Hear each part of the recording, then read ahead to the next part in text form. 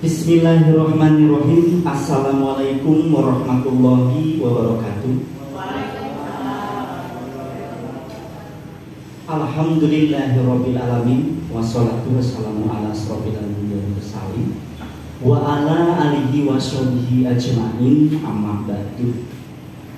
Yang terhormat Ibu Kepala Sekolah SD Negeri 4 Babakan, yang saya hormati rekan-rekan Dewan Guru yang berada di SD Negeri 4 Babakan.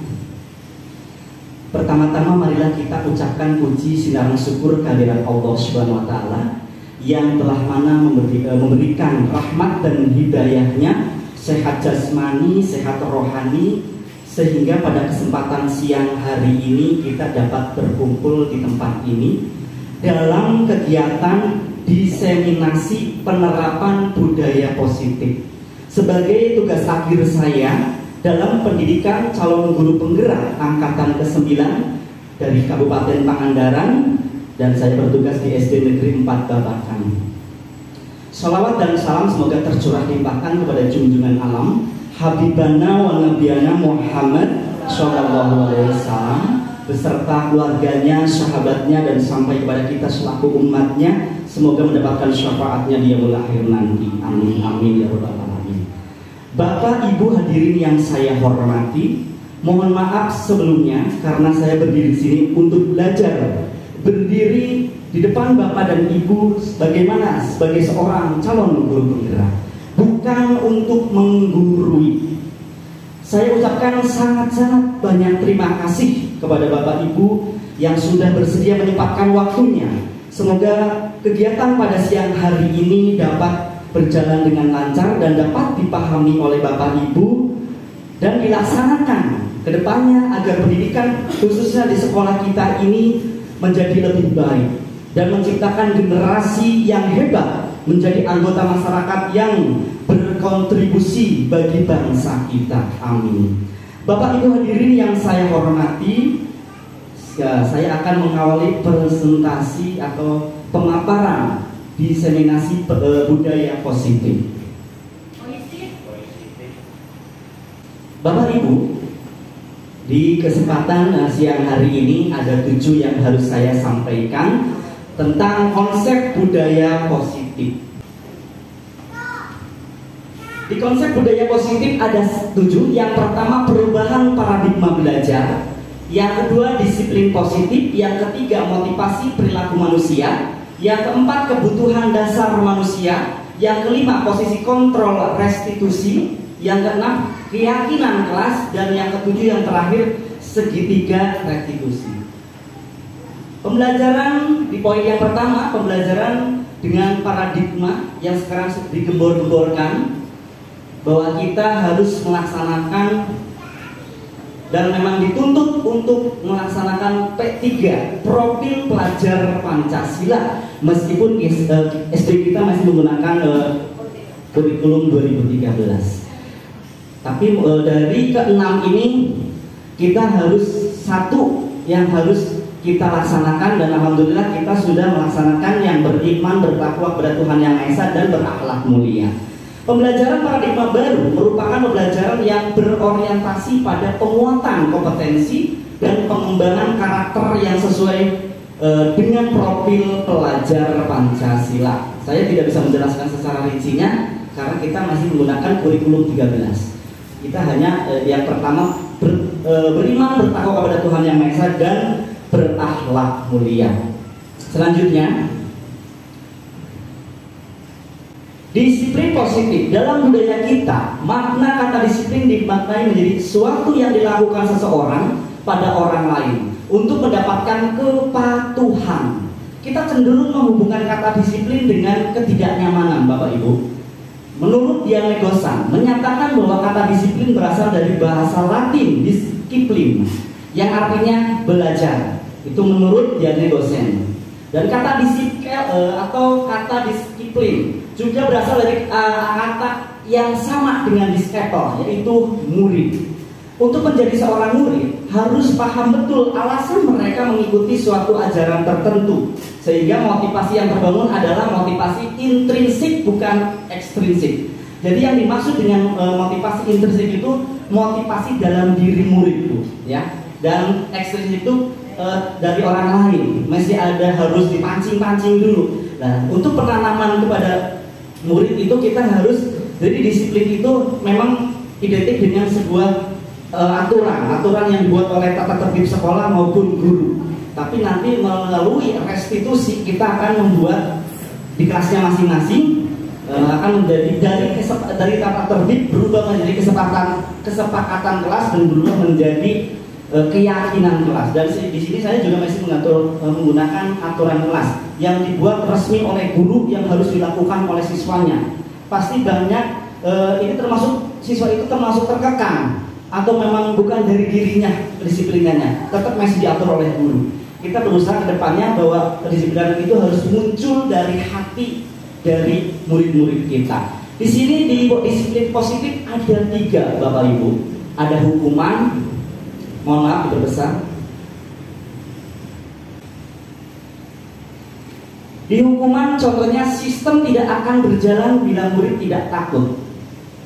Karena kita membuat aturannya oleh tanpa persetujuan murid-murid. Kita sebagai guru yang membuatnya dan murid harus patuh. Mungkin untuk pendidikan zaman sekarang berbeda jauh sekali dengan zaman dulu. Hormatnya murid kepada guru itu sangat jauh. Maka ini dari pemerintahan ya kita mencoba. Ini juga belum tentu berhasil ya Bapak Ibu.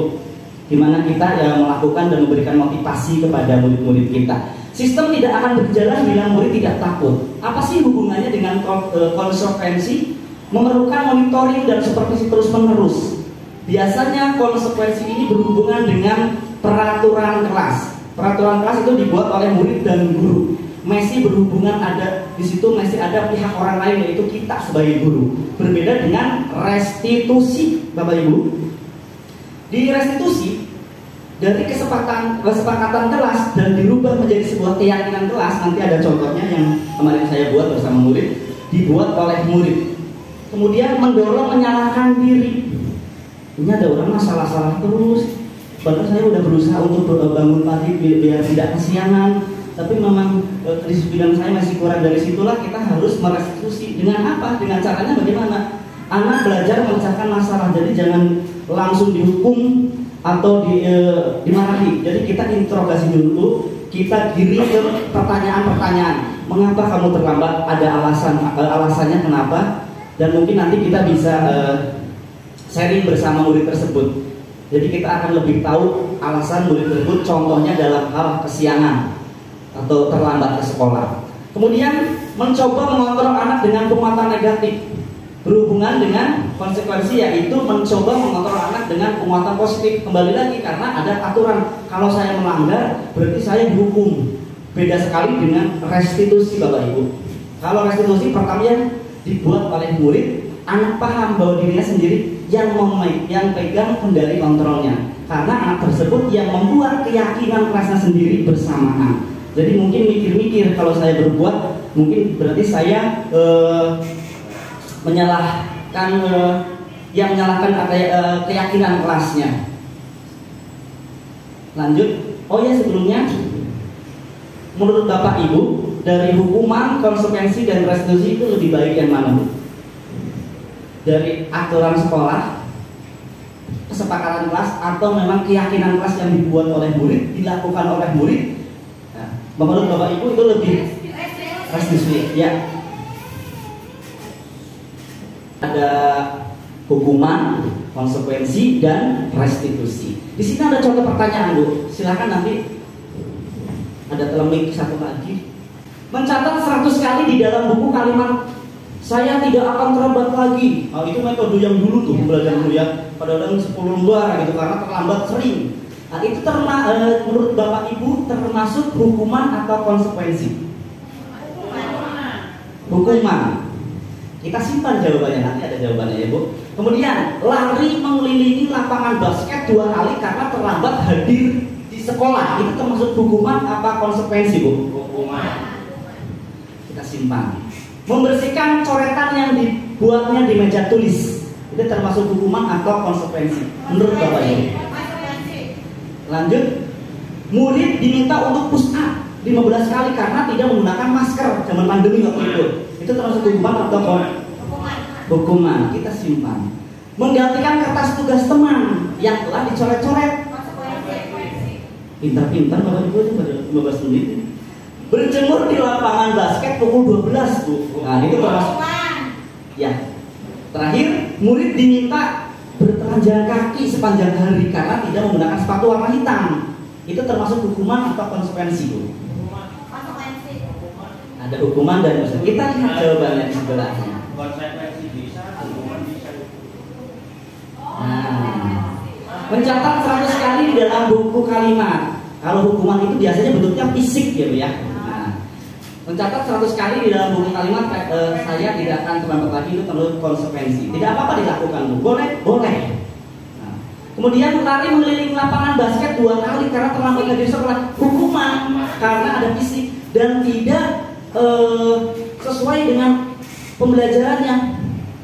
Karena dia tidak terlambat sekolah, masa hukumannya harus lari? Apakah yang lebih bermanfaat gitu ya? Kemudian contohnya Bu Iis lagi ngajar nih di jam kedua di kelas 6. Ada yang masih istirahat. Bu Iis udah 15 kali, di 15 menit sudah ngajar. Andi, kamu kenapa? Jajan Bu, nggak tahu udah masuk. Oh, pending. Terus hukuman kan? Contohnya, silakan kamu baca Yasin di pojokan sampai selesai. Itu harus. Nah, tuh. Kemudian diminta untuk push up 15 kali karena tidak menggunakan masker. Hukuman. Menggantikan kertas tugas teman yang dicoret-coret. Betul, konsekuensi. Berjemur di lapangan basket pukul 12. Hukuman. Contohnya yang ini Bu, yang tadi lari. Nah, kalau ini buat Pak Haji Waluyo boleh. Nah, contohnya kita lapangan menggunakan fasilitas lapangan PGRI terlambat setengah jam. Contohnya si Budi teh. Kamu kenapa? Gini alasannya, silakan push up 12 kali sesuai dengan pembelajarannya. Masuknya konsekuensi. Dihukum oleh penghargaan, tapi saya lihat selama di sini tidak ada guru yang sering, terkecuali akhir tahun pelajaran itu boleh seperti buku dan lain-lain ya. Saat kita berulang kali menjanjikan hadiah kepada anak-anak agar berperilaku bertanggung jawab, atau kepada seorang murid agar mempelajari sesuatu yang baru, atau kepada seorang karyawan agar melakukan pekerjaan yang berkualitas. Kita sedang berasumsi Bapak Ibu, kalau saya tidak memberikan hadiah bentuk apapun itu, buku bahkan uang, anak ini tidak akan maju. Jadi diiming-imingi dulu. Silakan, ini ada soal 10 matematika penjumlahan yang paling cepat betul semua, silakan ambil hadiahnya. Yang sekarang sedang viral di TikTok itu jajan-jajan di tempel-tempelinnya Bu. Di bawahnya ada kertas soal. Siswa betul ambil. Yang tidak bisa itu nasibnya bagaimana Bu? Yang tidak bisa mengerjakan, karena anak yang pintar matematika ada kan. Kalau dihukum oleh penghargaan itu, kita itu tidak boleh mengiming-imingi. Terus dengan gimana Pak kita memberikan penghargaan? Tidak harus dengan bentuk benda. Pas hari sudah Pak, betul semua. Bagus, pintar kamu, lanjutkan. Dan anak tersebut dicomot oleh kita untuk menjadi mentor buat teman yang belum mampu. Jadi sebenarnya tugas guru itu sangat diringankan. Nanti kalau di kurikulum 2000 Merdeka boleh diterapkan sekarang 2013 boleh. Khususnya kelas 4, 5, 6 lah. Kelas 1, 2, 3 masih perlu bimbingan gurunya. Jadi nanti kita yang pintar matematika 3 orang kita kelompokkan dengan yang masih di bawah rata-rata. Insya Allah kalau dengan sesama umur itu lebih enak mungkin murid tersebut dibandingkan sama guru gitu. Lanjut. Nah, penghargaan efektif jika kita menginginkan seseorang melakukan sesuatu yang kita inginkan dalam jangka waktu pendek. Boleh. Sebulan sekali kita mengevaluasi pembelajaran, boleh ada hadiah-hadiah pensil atau buku 1 aja. Itu untuk memotivasi aja, tapi tidak boleh setiap jam pembelajaran. Dodot juga kita nanti pakai bank sendiri. Jika kita menggunakan penghargaan lagi dan lagi, anak tersebut akan hanya mengejar penghargaan tersebut. Lumayan ayo jajan. Kita mengejarnya pasti anak tersebut motivasinya bukan karena ilmu, dan ilmu tersebut hanya seketika itu. Kita ulang kembali hari berikutnya. Sebutkan 5 anggota ASEAN pertama kali, pasti lupa. Tapi di hari itu karena banyak pajangan-pajangan makanan atau hadiah dari guru, pasti itu hari itu semuanya bersemangat. Jadi kita harus menanamkan seperti metode intrinsik, motivasi dalam diri bahwa anak tersebut harus mampu tanpa harus diiming-imingi. Lanjut, contoh kasus, nah ini Bu, di kelas 2 Bu apa ya? Ibu Ambar, guru kelas 2A di SD Pelita Hati, sedang bingung menghadapi ulah salah satu murid di kelasnya. Doni beberapa anak di kelas 2A telah datang padanya dan mengeluhkan Doni yang seringkali meminta bekal makan siang mereka dengan paksa pada teman-temannya nih. Jika Anda menghadapi situasi seperti Ibu Ambar, apa yang akan Anda lakukan? Menurut Anda, kira-kira apa alasan Doni melakukan hal itu? Contohnya di sini, Doni, kamu mengapa melakukan itu? Oh, aku belum dikasih bekal makan, Pak, sedangkan aku lapar. Dan dari situ kita bisa kelihatan kebutuhan dasar Doni itu, yaitu kebutuhan hidup. Kebutuhan hidup manusia itu kan papan, sandang, ya. Nah, berarti itu bertahan hidupnya. Gurunya lebih mengetahui, oh ini anak minta-minta, ternyata orang tuanya jadi kurang peka ya kalau tidak memberi bekal. Kemudian ada pertanyaan yang kedua, Bu, aku dikasih sama mamahnya mie nugget. Jadi aku ingin mencoba punya teman aku, itu makannya daging, tempe, tahu yang bergizi. Nah, dari situ mungkin anak butuh sebuah kebebasan atau pilihan. Nah, di sini silakan Bapak Ibu nanti. Nah, ini kebutuhan dasar manusia. Yang pertama bertahan hidup seperti yang tadi Ibu Iis katakan, sandang, papan, pangan. Kasih sayang dan rasa diterima seperti kasus Rizky itu. Dia membutuhkan kasih sayang yang sangat lebih dan perlu diterima oleh teman-temannya. Kebebasannya itu bahwa murid itu memang kadang-kadang ada yang dengan metode pembelajaran yang kita berikan kadang-kadang memang tidak sesuai dengan murid tersebut. Ya, punten, pasti nilainya di bawah rata-rata terus. Mungkin itu koreksi kepada kita karena tidak sama semua anak. Kesenangan, butuh kesenangan berarti kita harus memberikan pembelajaran yang menyenangkan. Kemudian penguasaan, nah disebut penguasaan itu bahwa anak tersebut itu memang menonjol dalam hal apa, olahraga, seni, matematika. Itu kita perlu bantu penguasaan tersebut. Nah di sini Bapak Ibu, Ibu guru bilang aku tidak boleh bersenandung sewaktu mengerjakan tugas. Katanya kelas harus tenang, tidak ada suara. Kan nggak seru jadinya gitu. Ini termasuknya anak membutuhkan kebebasan, rasa kasih sayang, penguasaan, kesenangan. Kita simpan jawabannya. Ibu guru tidak menyapaku hari ini padahal aku pakai jepit baru. Nah, berarti kasih sayang. Kita simpan dulu jawabannya. Kemudian aku bosen, masa belajar cuma gitu-gitu aja, dengerin ibu guru aja. Nah, itu termasuk kebebasan, rasa kasih sayang. Kita simpan. Yang terakhir, aku sebel, gambarku tidak rapi, malah ibu guru nunjukin ke teman-teman di depan kelas, jadi aku malu. Itu termasuk penguasaan, kebebasan, rasa kasih sayang, apa yang diterima. Coba kita lihat jawabannya Bapak Ibu.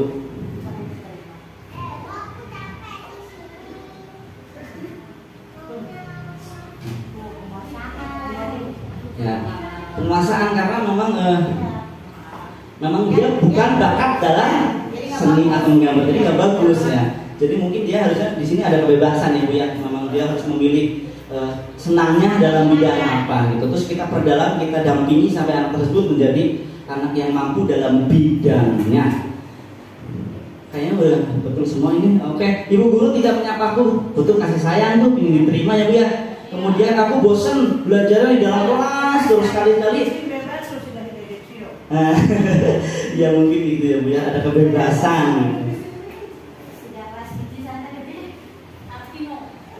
Nah, di sini ada motivasi eksternal Bu.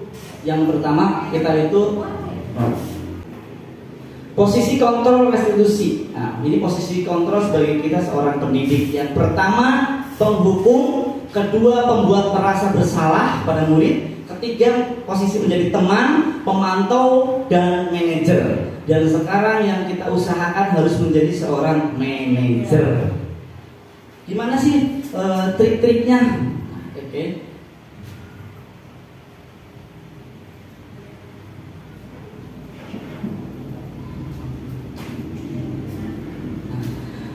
Guru berbuat, ada penghukum, pembuat orang bersalah, teman, pemantau, dan manajer. Contohnya di sini untuk menjadi seorang penghukum, watak guru itu menghardik, menunjuk-nunjuk, hei kamu, kenapa dari tadi kamu belum mengerjakan yang lain sudah, ditunjuk-tunjuk sama sedikit dipelototin. Nah, itu termasuk kita menjadi posisi penghukum. Contohnya kalau kamu tidak melakukannya saya akan banding dan lain-lain. Itu termasuk kita posisi di penghukum.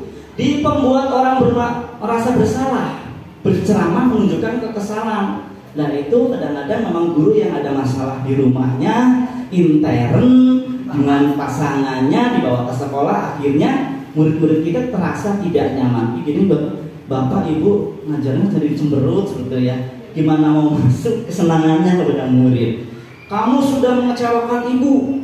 Nah itu contohnya kata-kata kita sebagai orang membuat merasa bersalah. Teman membuatkan alasan-alasan untuk murid-muridnya. Lakukan untuk bapak ibu ya, biar kelas ini bersih, silakan bereskan. Nah itu akan menjadi ketergantungan bu. Kalau kita posisi menjadi teman juga, kadang-kadang anak malah menyepelekan, bapak etama, ibu etama, tak ambek iya kamu udah bersih, paling gue ditegur unggul gitu. Silakan bersihin, baru dibersihin. Besok lagi ngaret deh bersihin. Nah itu tindakan kita sebagai teman. Pemantau menghitung dan mengukur apa peraturannya. Contohnya kalau anak tidak piket, apa peraturannya? Nah ini aturan kelasnya. Piket kelas dilakukan lebih awal. Karena kalau jam 7.15 baru datang. Nah contohnya seperti itu sebagai pemantau, sebagai guru. Menyesuaikan bila diawasi. Jadi kalau tidak ada guru ya santai. Tapi kalau ada guru gesit. Nah seperti itu. Terakhir manajer. Inilah yang kita usahakan ya bu. Bukan kita harus gitu. Kita usahakan. Kita kadang-kadang jadi teman juga baik. Gitu ya Bu ya. Jadi biar anak itu tetap harus ada batasan sebagai teman pun. Tapi kita usahakan menjadi manajer, mengajukan pertanyaan-pertanyaan. Contohnya kalau anak tersebut tidak membuang sampah sembarangan, dipanggil, tapi berulang kali nih. Dipanggil nanti ada videonya ketika saya mencontohkan buatan video. Apa yang kita yakini nak? Kenapa kamu membuang sampah sembarangan? Kalau kamu meyakininya, maukah ini ya? Maukah kamu memperbaikinya? Siap bu. Jadi dari situ kita memberikan solusi, bukan mencari masalahnya. Jadi anak itu akan timbul menjadi anak yang watak yang berkarakter, karena tidak ada ekstrinsik tapi dari intrinsik. Silakan. Saya akan tunjuk nanti ya Bu ya untuk menjawabnya. Di sini tinggal manajer, penghukum, merasa bersalah, dan pemantau. Kamu tidak pernah benar melakukannya. Nah, itu di sini termasuk pemantau, penghukum, teman, atau apa tadi ya? Nah, penghukum, membuat merasa bersalah, teman, pemantau, manajer.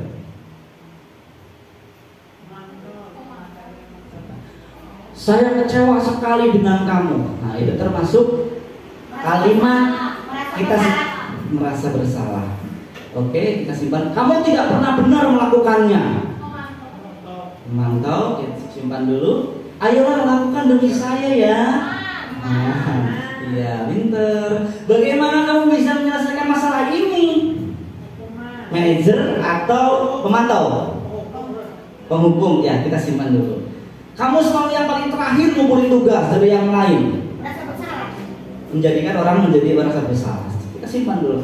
Kamu tidak akan mendapatkan bintang bila tidak menyelesaikan tugas ini. Berapa kali sih saya sudah mengatakan kepada kamu? Teman atau merasa bersalah?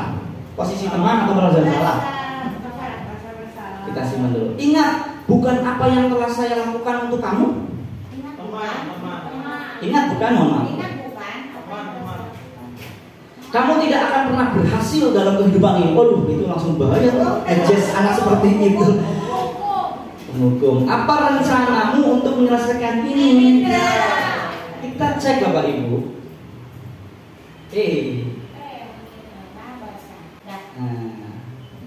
Saya kecewa sekali dengan kamu. Berarti kan perlu menjadi kecewa. Jadi pembuat merasa bersalah. Kamu tidak pernah benar melakukannya, penghukum. Itu kalimat penghukum seperti itu ya Bu. Ayolah lakukan demi saya, teman. Bagaimana kamu bisa menyelesaikan masalah ini? Tadi kamu sudah membuang sampah. Alangkah lebih baiknya harus bagaimana? Membersihkan kembali dan tidak mengulangi lagi. Nah, itu sebagai manajer. Kamu selalu yang paling terakhir, penghukum, betul. Dan yang tadi ini, apa rencanamu untuk menyelesaikan ini? Betul, manajer. Nah, di sini Bapak Ibu ada pembentukan keyakinan kelas yang tadinya peraturan kelas, kesepakatan kelas, dan dirubah menjadi keyakinan kelas. Pembentukan keyakinan kelas yang pertama, keyakinan kelas berupa pertanyaan universal. Contohnya, anak-anak, hari ini kita akan membuat keyakinan kelas. Silakan, apa yang kamu impikan dari kelas ini, dari segi keindahannya. Pokoknya anak-anak nanti akan mencatat. Kita membagikan stick note seperti ini. Kemudian apa pembelajaran yang kamu inginkan dari Bapak Ibu dengan metode audio, visual, atau kinestetik? Oh ya, saya baru ingat. Kinestetik itu anak itu senangnya belajar dengan bergerak, Bapak Ibu. Bergerak. Kalau visual itu lihat video. Auditori, anak yang sering mendengarkan, tapi cepat masuk gitu ya. Kalau lihat video malah puyeng, berjalan-jalan, maaf kayak kasusnya Alta. Itu yang saya lakukan itu ternyata dia anak yang bukan kinestetik, dia mau bergerak menggunakan visual. Ternyata di rumahnya juga sering lihat-lihat video pembelajaran. Saya berkonsultasi dengan mamanya kemarin setelah rapat. Kemudian pernyataan keyakinan kelas senantiasa dibuat dalam bentuk positif. Bentuk positif ini ada contohnya kemarin saya buat. Yang pertama ini menjaga ketertiban kelas. Sebelum jadi ini, yaitu ini kesepakatan kelas, mereka membuat. Contohnya di sini saya bacakan satu. Kelas kita mau cantik atau bersih dan tidak berisik. Nah, ini sebuah pembelajaran buat saya dan saya juga sempat berpikir nih, mengajar pelan-pelan Pak, tidak bahasa yang cepet. Nah, dan seperti itu anak ya atau siapa, tapi sengaja jangan dikasih nama. Takutnya kalau dikasih nama anak tersebut malah dibagus-baguskan gitu kan. Wah, di Cirian kepala noyo yang goreng-goreng, jadi tidak usah dikasih nama. Silakan impian kelas kalian seperti apa?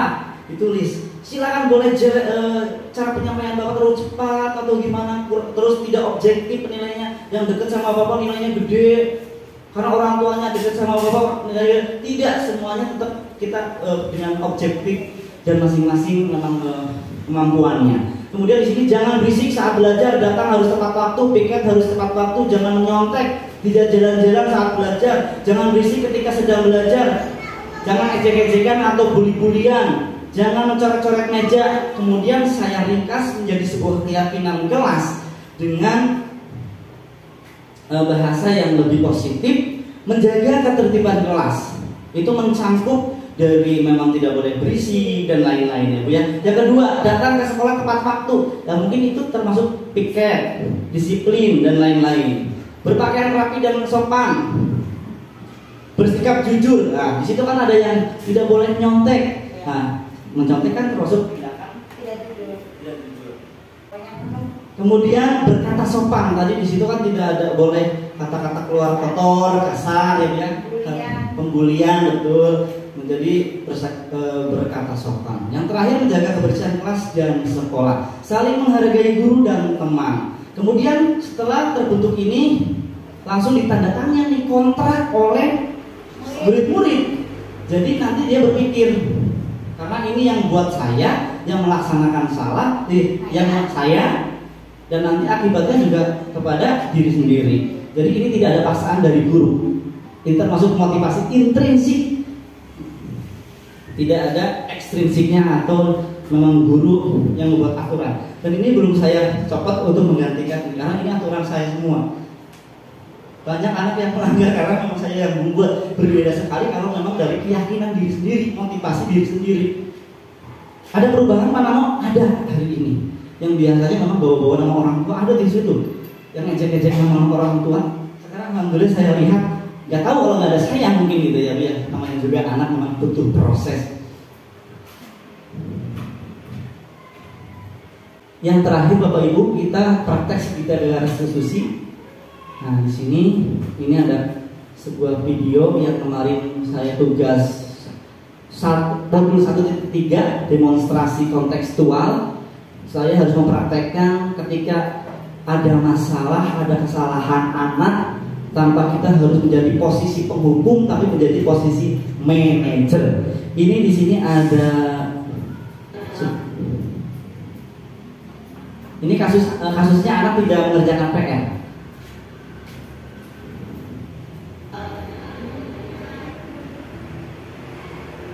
Ini kasusnya, kita dengarkan saja videonya.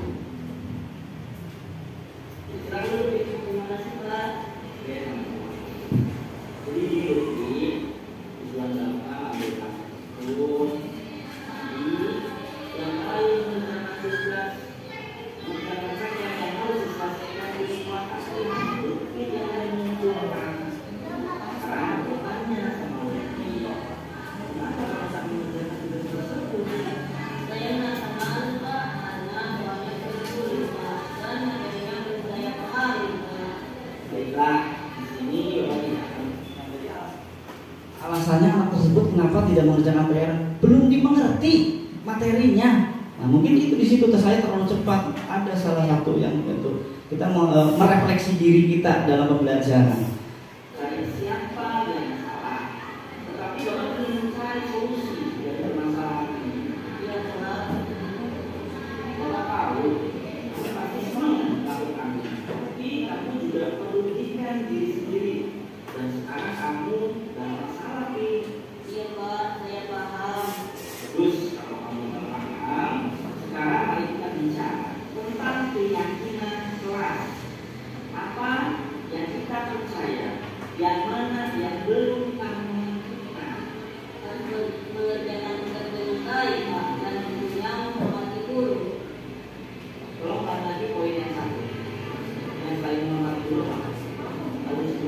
Ada mengerjakan tugas dengan baik Pak. Kamu sudah dengar ya, dengan tugas itu. Dan ketika kamu tidak mengerjakan PR, apakah hal itu sudah sesuai dengan keyakinan kelas? Belum Pak, belum sesuai dengan keyakinan kelas Pak. Nah sekarang marilah kita selalu mengindahkan keyakinan kelas yang sudah kita sepakati bersama. Dan untuk memperbaiki kesalahan kamu, apa yang akan kamu lakukan? Yang saya lakukan Pak, saya minta maaf kepada Bapak karena saya sudah melalaikan tugas dari Bapak dari wanita. Dan selanjutnya saya tidak akan mengulangi lagi Pak. Baiklah, harus seperti itu. Saya dari Bapak kali-kali kalau ada hal atau materi yang belum dipahami, tanyakan aja sama Bapak. Di dalam hubungan kita mengerjakannya, ya. Ya silakan kamu boleh keluar dari ruangan Bapak. Semangat selalu, ulangnya tadi, ya. Iya Pak, terima kasih. Assalamualaikum Pak. Waalaikumsalam. Ini kan gambaran Bu kalau kita posisi di manajer ya. Apa anak-anak seperti itu terus Pak? Ya tidak. Ini mungkin salah satu dampak positifnya kalau kita di posisi manajer. Mungkin ini sudah materi yang terakhir, restitusi. Dan yang terakhir sekali, silakan kalau ada Bapak Ibu yang ingin merefleksi atau memberikan umpan balik. Silakan Pak Roni dulu Pak. Bismillahirrahmanirrahim. Assalamualaikum warahmatullahi wabarakatuh. Alhamdulillah pada kegiatan hari ini saya sudah mendapatkan banyak hal yang tadinya tidak tahu menjadi jauh lebih banyak tahu. Namun ada satu yang saya kurang mengerti dan yang akan saya tanyakan itu mengenai profil pelajaran Pancasila di poin kebinekaan global. Nah itu mungkin saya kurang jelas dan mohon penjelasannya yang lebih lanjut. Ya terima kasih. Assalamualaikum warahmatullahi wabarakatuh. Ya terima kasih kepada saudara Roni. Pertanyaannya di sini Bapak, kita salib dulu ini di posisi di poin keberkebinekaan global ya Pak ya. Jadi kebinekaan global itu berkebinekaan global itu perasaan yang menghormati keberagaman Pak. Sedangkan Indonesia itu kan sangat banyak sekali adat istiadat, suku, ras, bahasa ya Pak ya. Jadi di situ anak tersebut kita didik untuk bisa menjadi anak yang selalu menghargai perbedaan Pak. Ya.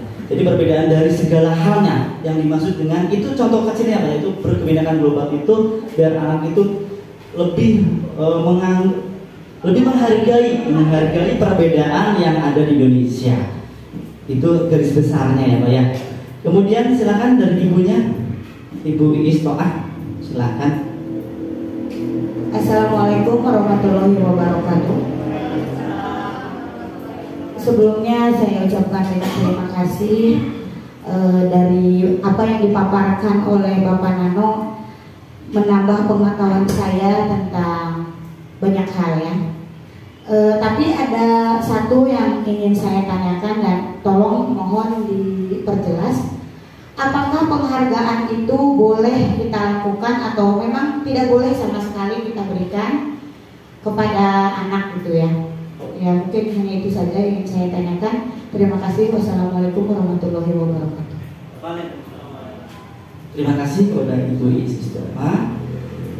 Apakah penghargaan tidak boleh dilakukan oleh seorang guru? Menurut ini menurut yang saya sedang dipelajari di guru penggerak ya Bu ya.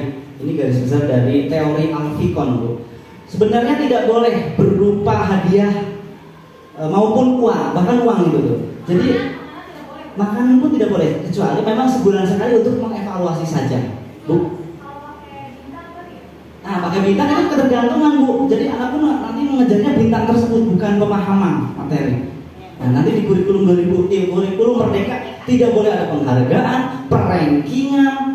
Yang diajarkan apa? Sertifikat Bu. Sertifikat anak tersebut bidang ini menonjolnya dalam bidang olahraga apa gitu. Dan nanti guru olahraganya yang akan benar-benar, jadi jangan dituntut untuk bisa IPA, IPS, matematika. Sampai kapanpun anak tersebut memang tidak ada sih, cuma menstabilkan saja. Bisa saja kalau untuk mampu, memang anak basic kadang-kadang punten. Anak yang aktif itu karena matematikanya kurang, kan pembelajarannya kurang, tapi olahraganya luar biasa. Anak yang suka seni kadang-kadang standar di situ paling kalau nggak peringkat 3, 2 gitu. Ada yang matematikanya bisa, Iya, ada ya kasus seperti itu ya, macam-macam itu. Jadi garis besarnya menurut yang sedang saya pelajari, penghargaan tidak boleh.